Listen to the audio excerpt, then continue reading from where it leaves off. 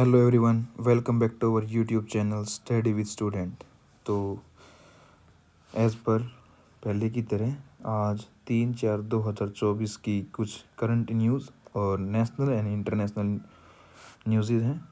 तो कुछ सोच रहे होंगे कि भाई आप कंप्लीट न्यूज़पेपर लगा के क्यों नहीं पढ़ाते थे, जैसे एनसीईआरटी आप पढ़ा रहे हैं। तो इसके अंदर एक बहुत बड़ी प्रॉब्लम है। हाल ही में कुछ जो मेरे से बड़े और भी यूट्यूबर हैं, टीचर हैं, तो उन्होंने ऐसा किया है। तो उनके पास अभी कुछ मैसेज आए हैं जो कि यूट्यूब ने भेजे हैं कि आप ऐसे ना पढ़ाइए, और कॉपीराइट इशू आया बेसिकली उनके ऊपर। तो हम ऐसे ही कंटिन्यू करेंगे। हाँ, ये हो सकता है कि इसके अंदर कुछ एडिशनल इन्फॉर्मेशंस और कुछ पेजेस ऐड कर दिए जाएँ जिससे थोड़ा और अच्छा दिखने लगे, पर दिखने से अच्छा ज़्यादा है इम्पोर्टेंट न्यूज़। तो बिना टाइम वेस्ट करते हुए चलते हैं पहली न्यूज़ की तरफ, और जल्दी जल्दी कवर करने की सोचेंगे क्योंकि आज न्यूज़ वैसे ही बड़ी हैं और इम्पोर्टेंट भी हैं। तो पहली न्यूज़ आती है कि इंडिया एक्सपोर्ट डिफेंस, कि इंडिया ने डिफेंस के अंदर एक्सपोर्ट किया है, वो भी 21,000 करोड़ रुपए का। कितने का? 21,000 करोड़ रुपीज़। अब ये याद रखिए कि सब डाटा रुपीज़ के अंदर है। तो इसके अंदर इजाफा देखा है 32% का, 32% का इंक्रीज़ हुआ है। और 85 ऐसी कंट्रीज़ हैं, 85 ऐसी कंट्रीज़ हैं जिन्होंने ये हमारे प्रोडक्ट ख़रीदे हैं। तो पहली न्यूज़ यहीं ख़त्म करते हैं, और ज़्यादा इसके अंदर कुछ है नहीं, बस आप इतने रखिएगा कि अब हम डिफेंस के अंदर भी आत्मनिर्भर भारत बनते जा रहे हैं। जैसे मैंने पिछली वीडियो में बताया था कि इंडिया फर्स्ट रैंक आया है इंपोर्ट के ऊपर, फर्स्ट रैंक इंपोर्टर है डिफेंस का, और एक्सपोर्ट किया है उसके अंदर 32% इंक्रीज़ है, और जो एक्सपोर्ट के अंदर 32% है, और जबकि 4.7% है इंपोर्ट के अंदर। इंपोर्ट के अंदर 4.7%, ये पॉइंट आप याद रखिए, 4.7% इंक्रीज़ है। तो अब अगली न्यूज़ की तरफ बढ़ते हैं। आपसे एक रिक्वेस्ट है कि यदि आपको अच्छा लगे कंटेंट या सही लगे कंटेंट तो इसको लाइक, शेयर एंड सब्सक्राइब भी करें, ताकि और भी जुड़ पाएँ और औरों तक भी ये न्यूज़ पहुंच पाए। तो अगली न्यूज़ है कि ये अच्छी न्यूज़ है, जिसके अंदर ये एक एडीआर की रिपोर्ट आई है। तो एडीआर ने रिपोर्ट क्या निकाली है कि 44% एमपीज़, जो 44 सीटिंग एमपीज़ हैं, जो अभी करंट एमपीज़ हैं, उनके ऊपर क्रिमिनल केस चल रहे हैं। तो ये क्रिमिनल केस जो चल रहे हैं 44 के ऊपर चल रहे हैं। तो आप ये कहोगे कि भाई जिनके ऊपर खुद क्रिमिनल केस के ऑफेंस हैं, खुद क्रिमिनल केस झेल रहे हैं, और वही पार्लियामेंट बैठ के हमारे लिए लॉ बना रहे हैं, हमारे लिए कानून बना रहे हैं, जो कानून का ही उल्लंघन कर रहे हैं। तो एक बड़ा फेमस, आपने कभी कहीं सुना होगा कोट, या फिर मैं आपको बताता हूँ कि if you don't like a law then follow the law, reach the highest position and change the law. यानी कि यदि आपको कोई लॉ पसंद नहीं आता तो उस लॉ को मीडियम बनाइए, मीडियम बनाने के बाद आप हायर पोजीशन पे जाइए, और हायर पोजीशन जाके उस लॉ को ही बदल दीजिए। तो बेसिकली जो क्रिमिनल वो ऐसा कर रहे हैं इंडिया के अंदर। मैं उनको क्रिमिनल तो नहीं कहूँगा क्योंकि अभी उनको प्रूवन नहीं है। तो आप ये कहोगे कि भाई इसके ऊपर और सुप्रीम कोर्ट है या अदर बॉडीज़ है, वो कोई कुछ क्यों नहीं कर रहा। तो ऐसी बात नहीं, क्यों कर नहीं रहे। आपने हाल और फिलहाल में देखा होगा कि राहुल गांधी को भी मेंबर ऑफ पार्लियामेंट नहीं रहने दिया गया था, क्योंकि एक केस था, जो केस 2013 में आया था। तो ये केस क्या था, लिली थॉमस नाम के व्यक्ति ने यूनियन ऑफ इंडिया के साथ लड़ा था। तो union of India versus lily Thomas था। तो इसके अंदर स्टेटमेंट आई थी कि जो व्यक्ति 2 ईयर यानी कि 2 साल की प्रिजन में है, या उसको इम्पोजमेंट मिली है 2 साल की इम्पोजमेंट, तो वो एमपी नहीं रहेगा, वो मेंबर ऑफ पार्लियामेंट नहीं रहेगा। तो ये इसके अंदर स्टेटमेंट आई थी। तो ये 2016 के केस था। और हम अगला केस जब देख रहे हैं तो वो केस देख रहे हैं हम पब्लिक इंटरेस्ट फाउंडेशन। एक फाउंडेशन है, एक एनजीओ है, जो पब्लिक इंटरेस्ट फाउंडेशन ने फिर सेम यूनियन ऑफ इंडिया के साथ केस लिया, जो 2018 के अंदर आया। तो इसके अंदर क्या कहा गया था कि इन क्रिमिनल्स के ऊपर केस था। तो इन्होंने कहा कोर्ट ने कि जब तक किसी के ऊपर हम केस के अंदर प्रूव नहीं कर देते, यानी कि वो गिल्टी नहीं फाउंड किया जाता है कोर्ट के द्वारा, तब तक हम उसको एमपी कंसीडर करेंगे।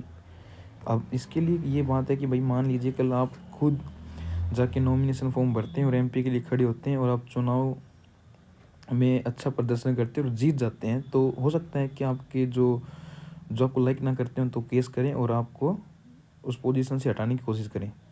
तो जब तक कोर्ट आपको गिल्टी प्रूव नहीं कर देता तब तक आप एमपी रहेंगे। यदि कोर्ट ने आपको गिल्टी प्रूव किया है और 2 साल से ऊपर की आपको सज़ा हुई है तो ही आप एमपी का पद छोड़ते हैं।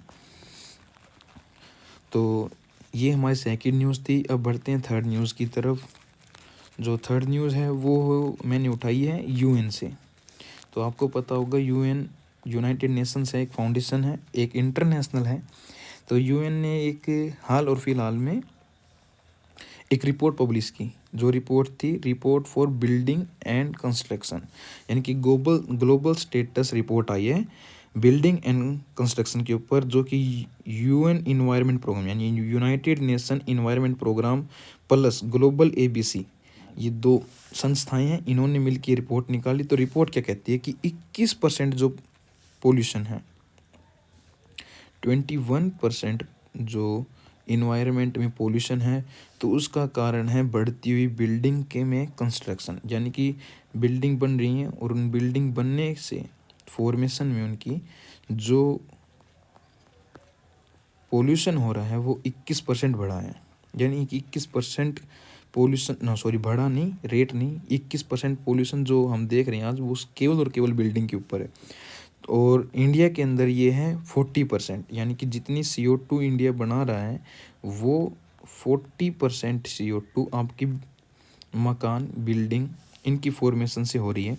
तो अब इसके ऊपर आते हैं कि ग्लोबल एबीसी किसके अंडर आती है। तो ग्लोबल एबीसी को बनाया था COP21। आपको ये पता भी होगा, जो कोप हैं वो बहुत स्ट्रॉन्ग है, पॉलिसीज़ हैं, ये सब देश ने मिलके, जो बड़े और छोटे देशों ने मिलके एक धरती को बचाने के लिए, अपनी इस ब्लू प्लेनेट को बचाने के लिए ये कोप का ऑर्गेनाइजेशन किया था, जिसका मेन पर्पज़ है कि किसी भी तरह से ग्लोबल वार्मिंग रोकना। तो उस कोप जो 21 हुई थी, जो कि मेन ग्लोबल वार्मिंग और CO2 कंट्रोलिंग इफेक्ट के ऊपर और ग्लोबल वार्मिंग गैस के ऊपर हुई थी, तो उसके अंदर ये ग्लोबल एबीसी बनी थी और उसने मिलकर रिपोर्ट निकाली। तो आप कहेंगे कि इंडिया के अंदर कोई ऐसी एजेंसी नहीं है। हाँ, इंडिया के अंदर भी एक एक्ट है जिसको कहते हैं एनर्जी कंजर्वेशन एक्ट 2022। तो ये जो एनर्जी कंजर्वेशन एक्ट 2022 इंडिया के अंदर ये काम करता है कि CO2 को कम करने के लिए इंडिया के अंदर। और जो यूएन इन्वायरमेंट प्रोग्राम है ये है इंटरनेशनल लेवल पर, और नेशनल लेवल पर एनर्जी कंजर्वेशन एक्ट 2022 202 या जिसको 2022 बोलते हैं, ये एक्ट हुआ था। चौथी न्यूज़ आती है हमारी न्यूक्लियर एनर्जी समिट। हाँ, ये important, most important, star mark कर लीजिए, हैशटैग कर लीजिए, जो भी आप करते हैं इसको कर लीजिए। ये आपसे 101% किसी न किसी पेपर में अवश्य पूछेंगे। ये पहली बार कोई समिट हुई है न्यूक्लियर एनर्जी के ऊपर। ये कहाँ समिट हुई है? ये ब्रुसेल्स, मैं आपको यहाँ लिख के दिखाता हूँ, BRUSSELS। तो ये ब्रुसेल्स के अंदर हुई है। तो ये है क्या? तो ये किन किन ने मिलके की है? तो इसके अंदर है 2, एक तो बेल्जियम, आपको पता है ब्रुसेल बेल्जियम, तो एक तो बेल्जियम है जो वहाँ हुई है, और एक इसके अंदर इंटरनेशनल एटॉमिक एनर्जी एजेंसी। ये एक इंटरनेशनल एटॉमिक एजेंसी है जो 1957 में बनी थी। कब बनी थी? 1957 के अंदर बनी थी। और इसके अंदर आज करंटली 178 कंट्रीज़ हैं, और ये 1957 में बनी थी, और इंडिया भी इसका पार्ट है। ये तो आपको पता ही होगा भाई, जब इतनी कंट्री आ गई तो इंडिया पीछे कैसे रह सकता है। तो इसकी एक ये मेन इन्फॉर्मेशन है। तो ये किस वजह से हुई है? तो ये इस वजह से हुई है कि जो अब बढ़ते हुए जो वेपन्स हैं, वेपन्स उनके ऊपर हुई है कि न्यूक्लियर वेपन्स को कम किया जाए, न्यूक्लियर वेपन्स के ऊपर कंट्रोल किया जाए, और जो न्यूक्लियर एनर्जी है, आप ये बाहर से वही सारी इसको इग्नोर कीजिएगा और फोकस करिएगा। तो जो बाहर से वेपन्स आ रहे हैं बाहर से वेपन बोल रहा, कंफ्यूज कर दिया मेरे को भी। तो बाहर से जो वेपन्स हैं न्यूक्लियर के, उनके ऊपर कंट्रोल किया जाए, और जो न्यूक्लियर एनर्जी है उसको हमें किसी भी तरह से अच्छे काम के लिए यानी कि इलेक्ट्रिसिटी की प्रोडक्शन के लिए लगाया जाए। तो ये आप देखते हो कि जो इलेक्ट्रिसिटी की प्रोडक्शन है वो 40% लगभग 40% बाई कोल होती है। ग्लोबली बाई कोल से ही हम 40% इलेक्ट्रिसिटी जनरेट करते हैं, तो उसको चेंज करके अभी न्यूक्लियर के ऊपर लेके आना है। और इसके अंदर ये भी देखा जाएगा कि भाई जो कंट्री रूल फॉलो कर भी रही हैं, नहीं कर रही, और जो कंट्री नहीं रूल फॉलो कर रही उनके ऊपर क्या एक्शन प्लान किया जाएंगे, और ये सब कुछ अब होगा क्योंकि इसकी पहली सबमिट हुई है। तो आप ये याद रखिए कि इसकी पहली सबमिट कहाँ हुई है, ब्रुसल्स में हुई है, और बेल्जियम इसका पार्ट है। और ये किस किस के बीच हुई है, तो इसके अंदर IAEA यानी कि international atomic energy agency IAEA और बेल्जियम से, क्योंकि बेल्जियम के अंदर तो कंडक्ट ही हुई है। तो अब हम चलते हैं अगली न्यूज़ के ऊपर। तो अगली न्यूज़ क्या है मैं आपको अच्छी तरह से समझा देता हूँ और बता देता हूँ। जो अगली न्यूज़ है, जो पहले मिस्टर किशोर, कमल किशोर बेसिकली, वो UNDRR के चीफ बने हैं। तो UNDRR के चीफ कौन बने हैं, कमल किशोर, कमल किशोर बने हैं। आप स्पेलिंग वगैरह देख लीजिएगा। तो कमल किशोर बने हैं। तो ये UNDR है क्या क्या, तो ये UN से तो आप समझ गए, और DRR की मैं फुल फॉर्म बता देता हूँ। D से डिजास्टर, R से डिजास्टर, R से रिस्क, और सेकंड R से रिडक्शन। तो हम क्या काम करते हैं इसके अंदर, हम काम करते हैं कि जो डिजास्टर होते हैं, जो ग्लोबली डिजास्टर हैं, उनके ऊपर जो UN काम करती है, तो उसके ऊपर इनको पहले इंडिया के हैं जो चीफ बने हैं उनके, या फिर उनके ये मान लीजिए जो हेड हैं वो मिस्टर कमल किशोर हैं। तो जो कमल किशोर हैं तो वो बने क्यों हैं, तो क्योंकि अभी आपको पता है और सभी को पता है और पूरे वर्ल्ड को पता है कि इंडिया एक फॉर्मूले पे चलता है जिसको कहते हैं वसुधैव कुटुंबकम, की सारी धरती ही हमारा परिवार है। तो उसके ऊपर हमने कई ऑपरेशन भी किए, जैसे कि आप ये याद रखिएगा जो दोस्त ऑपरेशन हुआ है टर्की के अंदर, क्योंकि टर्की के अंदर भूकंप आया और भूकंप के अंदर काफ़ी लोग मारे गए। उनको बचाने के लिए, टर्की को सपोर्ट करने के लिए, भले ही वो हमारे दुश्मन हों या दोस्त हों, इससे कोई फ़र्क नहीं पड़ता, हम इंडियंस हमेशा किसी न किसी की जान बचाते हैं। तो इसके अंदर ये हमेशा प्रूव रहा है। तो टर्की के अंदर दोस्त ऑपरेशन, म्यांमार के अंदर करोना ऑपरेशन, और वैक्सीन के अंदर वैक्सीन के अंदर COVID-19 मैथ्रीन ऑपरेशन, और यूक्रेन फॉरेन मिनिस्टर, अब 6th न्यूज़ जो हमारी है ये वो आई है कि यूक्रेन के फॉरेन मिनिस्टर हाल ही में इंडिया आए हैं। वो क्यों आए हैं, और आपको पता होगा कि सभी मिनिस्टर इंडिया के जो फॉरेन मिनिस्टर हैं वो बाहर जाते हैं और अलग अलग चीज़ों पे बात करने के लिए। तो वो क्या चीज़ है उनके ऊपर बात करते हैं। तो ये चाह रहे हैं कि एक पीसफुल समिट होगी, जो पीसफुल समिट होगी वो कहाँ होगी, स्विट्ज़रलैंड। तो ये चाह रहे हैं कि इंडिया सपोर्ट करे यूक्रेन का उस पीस समिट के अंदर, और रशिया से बातचीत करके ही चीज़ों को, मसलों को हल कर लिया जाए। तो अभी हम आगे बढ़ते हुए देखते हैं कि स्विट्ज़रलैंड की ही अंदर क्यों हो रही है। तो क्योंकि आपको पता होगा कि जब वर्ल्ड वॉर सेकेंड हुई तो एक ही कंट्री ऐसी थी जिसने पार्टिसिपेट नहीं किया, वो स्विट्ज़रलैंड थी। इस वजह से इनके बैंक सेफ रहे, और जब बैंक सेफ रहे तो सभी ने सोचा कि सबसे अच्छी जगह स्विट्ज़रलैंड है, वहाँ इन्वेस्ट किया जाए। उन इन्वेस्टमेंट से स्विट्ज़रलैंड के स्विस बैंक बने। स्विस बैंक से आपको सब कुछ पता है कि आज ग्लोबली स्विस बैंक को क्या रेपुटेशन है, और इसलिए स्विट्ज़रलैंड फेमस भी है। अब हम चलते हैं आगे अगली रिपोर्ट के उत्तर। तो अगली रिपोर्ट भी UN से उठाई गई है, जिसके अंदर एक चैलेंज चला है। जैसे कि आप टिकटॉक वगैरह चैलेंज देखते हैं, तो ऐसे UN ने भी एक चैलेंज चलाया है जिसका नाम है 1 मिलियन यूथ एक्शन चैलेंज। तो ये है क्या, कि इसके अंदर अवेयरनेस फैलानी है सस्टेनेबल डेवलपमेंट के लिए न्यूज़ चलानी है आपको, न्यूज़ बोल रहा हूँ, उसके लिए अवेयरनेस फैलानी है। और वो कौन अवेयरनेस फैलाएंगे, वो फैलाएंगे जो यूथ हैं वो अवेयरनेस फैलाएंगे। और इसको यूथ कौन कंसिडर किए जाते हैं, कितने से कितने एज के यूथ हैं, तो इसका अभी यही बताया गया कि जो यूथ हैं वो 18 से 30 साल तक की जो उनकी एज है, जो 18 से 30 साल के बीच हैं, वो सब इसके अंदर पार्टिसिपेट कर सकते हैं। तो ये एक न्यूज़ है ही। और जो अगली न्यूज़ है हमारे लिए वो आती है GEM पोर्टल से। तो ये GEM पोर्टल है क्या? देखिए मैं आज थोड़ा स्पीड में पढ़ा रहा हूँ क्योंकि न्यूज़ ज़्यादा है और डिस्कशन इतना ही बहुत रहेगा। ज़्यादा डिस्कशन करने से तो फिर वही बात है, वीडियो 3-4 घंटे की भी हो सकती है, तो इतने किसी के पास टाइम भी नहीं है और बेसिकली इतनी इसके ऊपर टाइम लगाया भी नहीं जाता। तो GEM पोर्टल है इंडिया का जिसने 4 ट्रिलियन रुपीज़ हासिल किए हैं, यानी कि 4 ट्रिलियन रुपीज़ की इकोनॉमी बना ली है।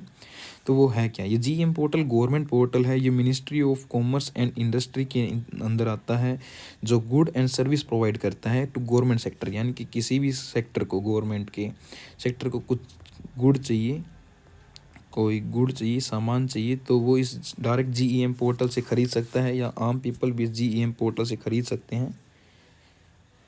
तो ये है। और अब हम चलते हैं 9th न्यूज़ के ऊपर। तो 9th न्यूज़ क्या कहते हैं? जियोलॉजिस्ट है, जो जियोलॉजिस्ट क्या है कि 6th ओशियंस फॉर्मेशन हो रही है।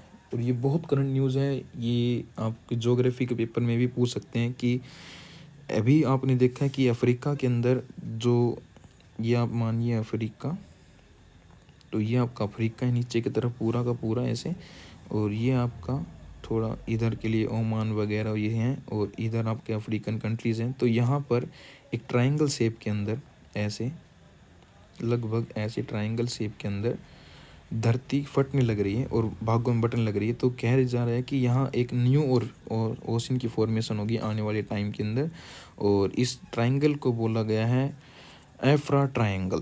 तो एफ्रा ट्रायंगल को याद रखिए, ये एफ्रा ट्रायंगल है क्या? एफ्रा ट्रायंगल किसके लिए? ये एफ्रा ट्रायंगल जियोलॉजिस्ट के वजह से जियोलॉजी के अंदर है, और इससे न्यू ओशियन फॉर्मेशन हो रही है अफ्रीका के अंदर। तो अब हम चलते हैं अगली 10th न्यूज़ के पास। तो 10th न्यूज़ क्या कह रही है कि एक नाटक होता था, थाला बोना काटा। अब ये थोड़ा सा तेलुगु शब्द है, थल्लू बोनाडा। तो इसके अंदर क्या होता है? डांस होता है। किससे होता है डांस? ढोल से होता है। और वो डांस वगैरह जो कल्चर वगैरह है वो किसके ऊपर बेसिस होता है? रामायण के ऊपर बेसिस होता है।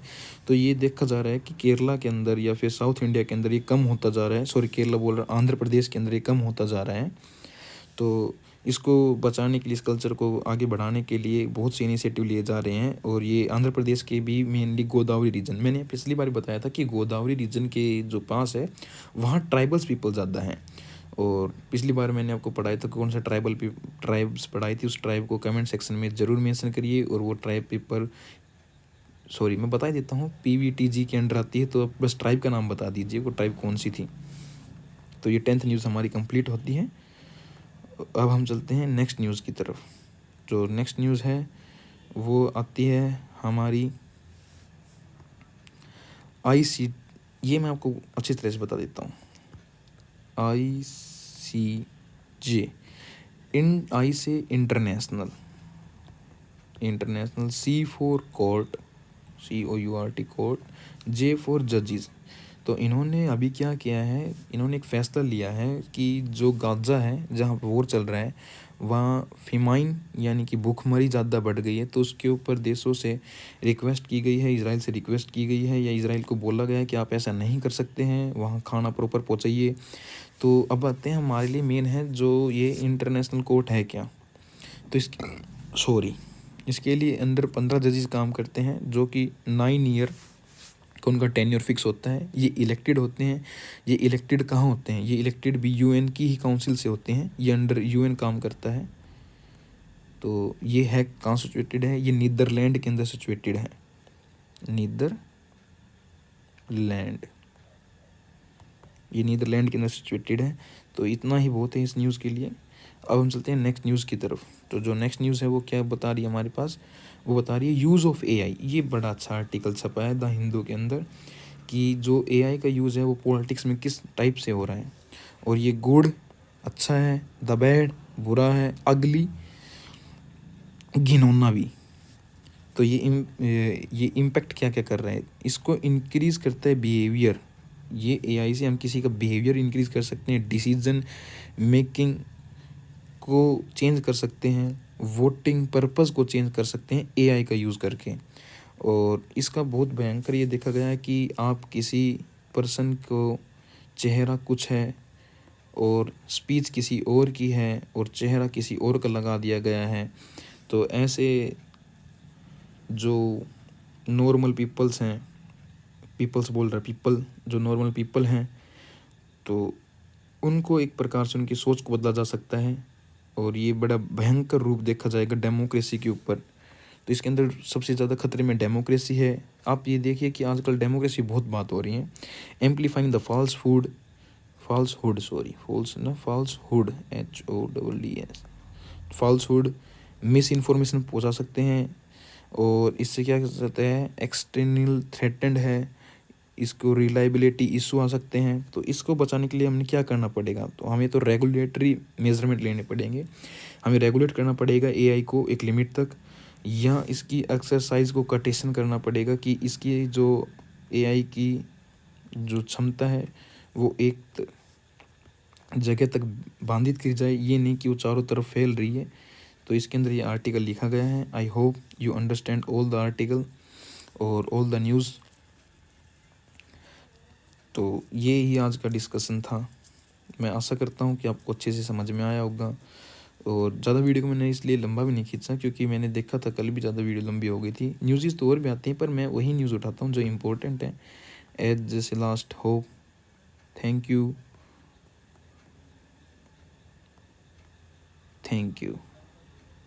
For watching our video.